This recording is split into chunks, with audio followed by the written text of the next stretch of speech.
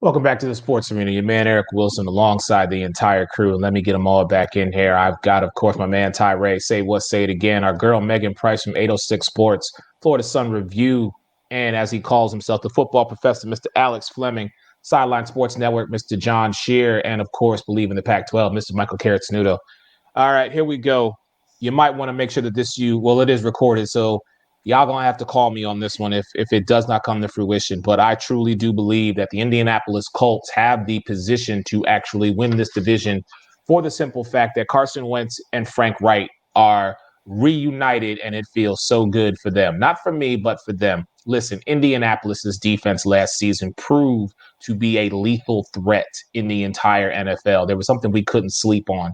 All right. But you had to factor in that at the quarterback position, there was just something missing. All right. When you guys got Naheem Hines, you've got, excuse me, T.Y. I mean, this team was a few pieces from really elevating themselves. And when I look at Indianapolis, I have to tip my hat to Jim Irsay and say, the man knows how to run a franchise because he puts people who are smarter than him in position to get the job done. This team has had a winning culture since Peyton Manning. And I think now you're adding in Carson Wentz, a young man who is, he had to get out of Philly. All right. There was just too much going on in there that I don't think was mentally and emotionally prepared for. Maybe he was, but the durability seemed to run out. When I look at this team right now, and let's start off with they face opening weekend against Russell Wilson. Carson Wentz could set the stage by doing something he's never done. Both times he's played Seattle, he has suffered some type of injury. Now he has an opportunity on a brand new team with, mind you, a guy who he believes actually trusts him and his ability, and he doesn't have to constantly be looking over his shoulder at the backup. No disrespect to Jacoby Brissett if he's still there, but I mean, listen, it is what it is. Carson's the dude. If Indianapolis beats Seattle week 1, they are going to ride themselves into an AFC South crown. Then they've got the Rams. The first 2 games that Carson Wentz plays in Lucas Oil Stadium are against teams that have beaten him and have caused the team that he was playing for to not move forward. He rights those ships potentially. Plus, he's got everybody in Lucas Oil just cheering for him because they've wanted him. So then you've got to go to Tennessee, your first true divisional opponent. I think that defense is going to take care of Derrick Henry. They go to Miami, Monday night against Baltimore. Then they've got Houston. They go to San Fran, Tennessee. They play the Jets on Thursday night. Then they go to they host Jacksonville. Then they go to Buffalo. That's the game. Alex, we were talking about circling. November 21st, Indianapolis at Buffalo. Carson ain't afraid to play in the cold. I want to see what he does against that Bills defense. Then they've got Tampa Bay at Houston. Then they've got their bye. Then they've got New England at Arizona. They host the Raiders, and they finish in Jacksonville. When I look at this squad, I'm going to be very simple with y'all. If the offensive line protects Carson and Wentz, that team will get 12 wins. I'm saying if Carson Wentz stays healthy and that offensive line protects him, he's going to right a lot of wrongs and make a lot of media members eat a lot of humble pie, and they go 12-5. John Shear, I'm going to turn it over to you. Well, first of all, the Rams did not stop Carson Wentz's team from moving forward. They actually helped them because they knocked out Carson Wentz, and then the better quarterback, Nick Foles, got him to a Super Bowl, and they won it. So there's that. You're wrong about that. Better quarterback, yeah, okay. Carson Wentz isn't a good quarterback. He has one season over 3,000 yards. I think one season of 30 touchdown, 10 game stretch. Is the only time he was good in his career. It was a 13-game stretch where he was MVP. He hasn't done anything else in his career. Foles, he had to watch out for Nick Foles. I mean, Nick Foles is a terrible quarterback. He just had some hot runs. Anyway, yeah, they'll probably win 12 games. John, what you ain't going to do on this show is disrespect my Super Bowl quarterback, Nick Foles. Okay? You got no. You gonna just slide he had by. an Eli Manning run, and that's about the best part of his career. That and throwing 7 touchdowns randomly in a game. Go ahead.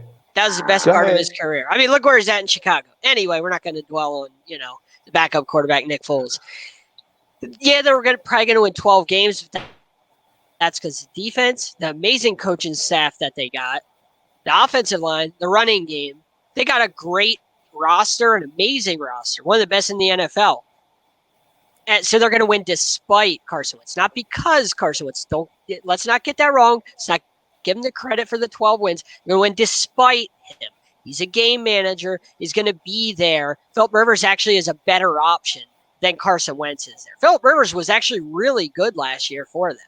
And they almost beat Buffalo, who Alex is all over. He loves his Buffalo Bills. They almost beat the Bills in Buffalo last year. They were this close. So let's not downgrade how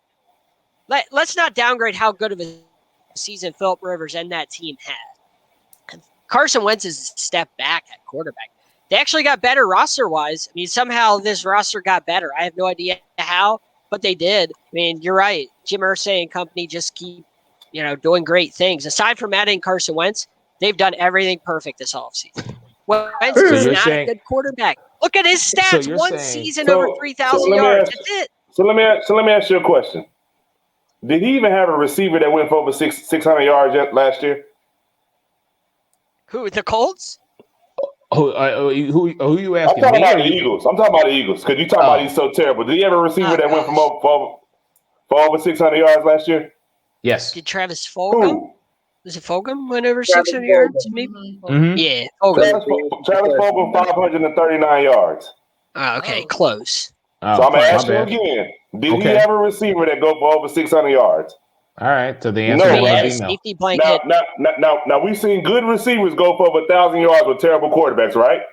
Yes. Have we not? Yes, we have, right? Yeah, we have. So how is he so terrible? He had no weapons. Oh no! He's been in the league for what, 5 years? But nobody went over 600 yards. He's been in the league 5 years. Tom Brady won a Super Bowl with David Patton. Man. The offensive line got killed. All right, gentlemen. Y'all are terrible, John, man. I appreciate your soliloquy, but I need your you're saying 12-5 because of the Colts defense. That's what you're saying? Because of the roster's amazing, that they'll probably win 12 games. Yeah. So what you're saying is 52 out of the 53-man roster are going to be the reason that the Colts go 12-5. Yep. That's what you're saying. And Jacoby Brissett's a backup in Miami, just so you know, not on the Colts. Okay, I wasn't sure, but thank you. All right. Before I let Alex and Mike go, and Ty, I want to get you too. Can we please hear from Megan about this? Because I'm loving the facial expressions, Megan. But go ahead. Please talk to me about Indianapolis. They're just talking crazy my face tells no lies. I have to agree that I think they are going to go 12-5 with you, but there's an integral piece that someone in the comment section, Mike, is bringing up.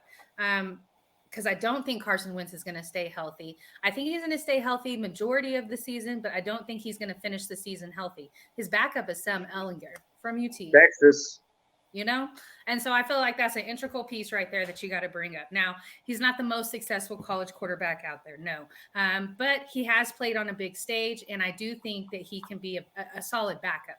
And the thing for me about Indianapolis is they kind of remind me of Washington. They're a very complete team except for the quarterback position. So, I think they're dangerous, and 12-5 is very solid. I think maybe 11-6, but I think 12-5. All right. So, John, you, Megan, and I are going to take a break from this because I'm going to let Mike, Ty, and Alex have their moment since they want to before you at this. Before you send me off, Trent Dilfer won a Super Bowl with the Ravens, so it's possible. Here we go. Oh, my God. I get so sick of this. Ty, Alex, Mike, I'll let the three of you. At some point, gentlemen, I am going to come back and need your record, but apparently the three of you want to do this, so please have fun. No, I just want to disagree with John because Alex, we made the point last year about their offensive line. Like, we all know what their defense is and became. Their offensive line is solid. Like, thank you. And look, it pains me to compliment anything a Philadelphia Eagle did, but Carson Wentz healthy And Ty, thank you for that point, because I was going to say he didn't have a receiver over 700 yards, and he didn't even have a receiver over 6. The Eagles line got him killed. When Carson Wentz is healthy, he's athletic enough to I'm not saying he's sprinting down the field scoring 60-yard touchdowns, but again, he is an athletic upgrade from Phillip Rivers. And Phillip Rivers, look, we were hard on him coming into the season last year. He did perform very well. I mean, yes, they were close in Buffalo, but Buffalo's defense inevitably is too much in the end. But when you look at this Colts team this year, the rosters there, they don't do much. I like the receiver, that kid they took out of SMU, Granson. And I think they got a steal in Sean Davis out of Florida. I'm not saying he's going to be like an all-pro safety, but I think with that defense, when you good. And you can work people in, he doesn't have to be that right away. And he gets to work in with a great defense like that. So, look, they drafted well. Again, and it will come to Carson Wentz's health. We know that, but I'm not going to sit there and say if he's healthy because – yes, it was a few years back, but when he went down in the Rams game, I mean, they were still talking about him for MVP.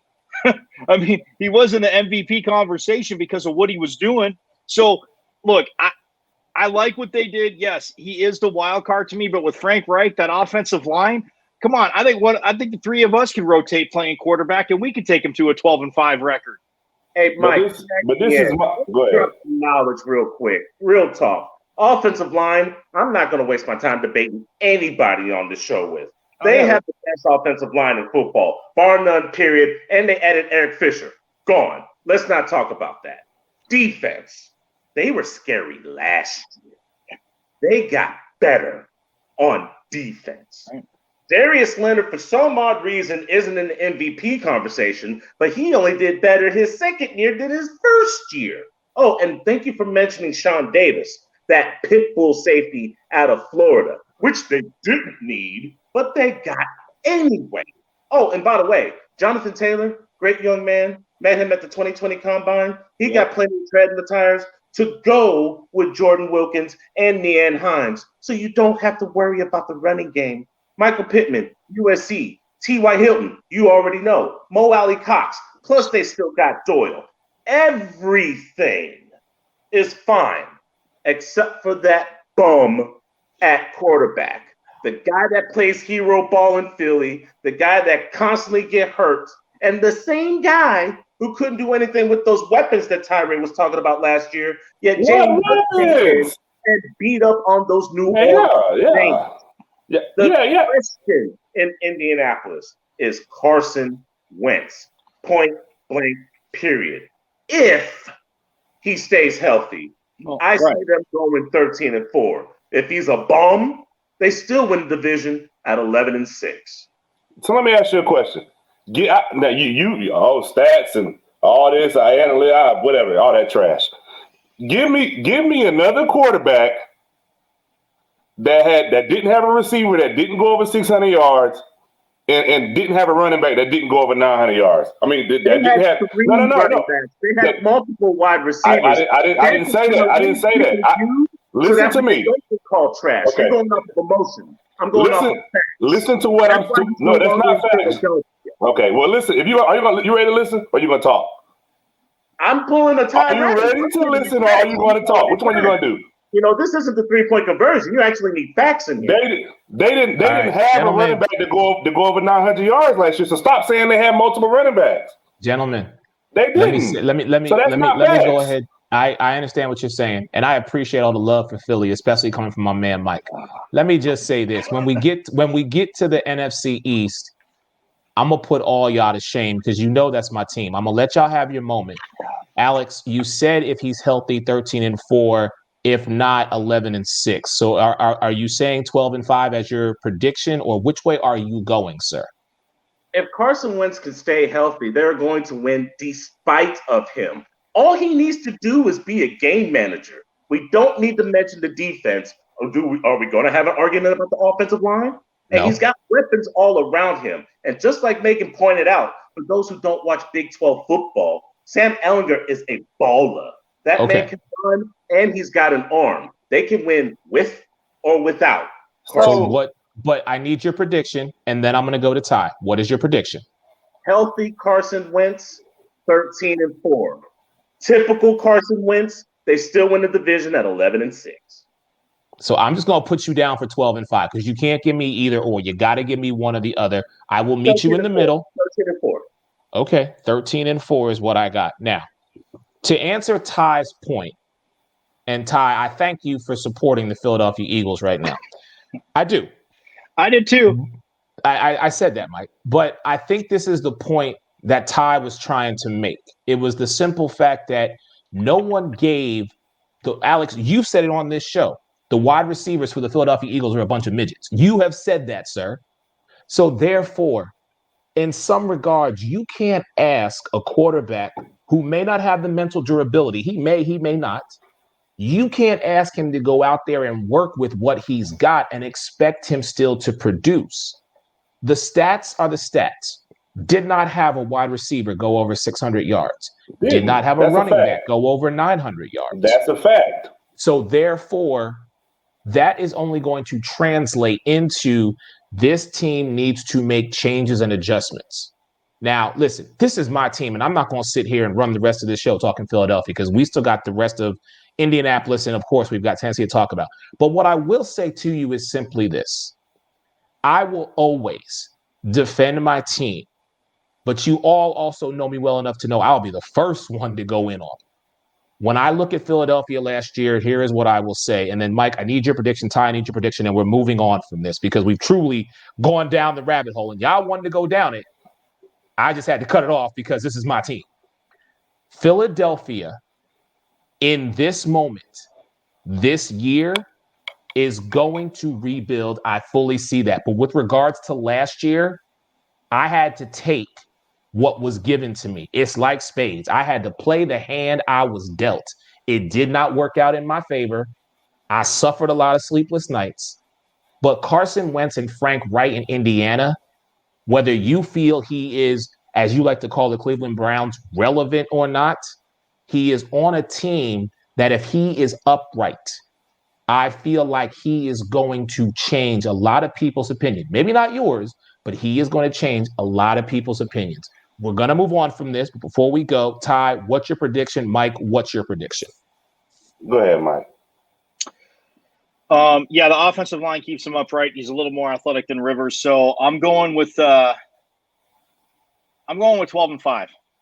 Ty? 12-5. For me, man, I don't know, but they got a tough schedule. They play Baltimore.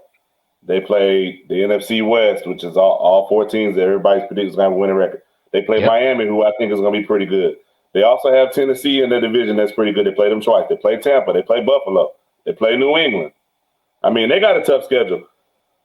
I would probably say, and I think it because I think it's weird that somebody said they could go 13-4 if Carson's healthy, even though they said Carson's trash. Then they said the backup was just as good as him, which doesn't make no sense. That they can go 11-6 without him. But the backup's better than the starter, so I don't get it. I probably got them going. I think about 11-6 because they got a tough schedule, man. I mean, their schedule isn't easy. I got them 11-6. Okay, fair enough. We're gonna move on again.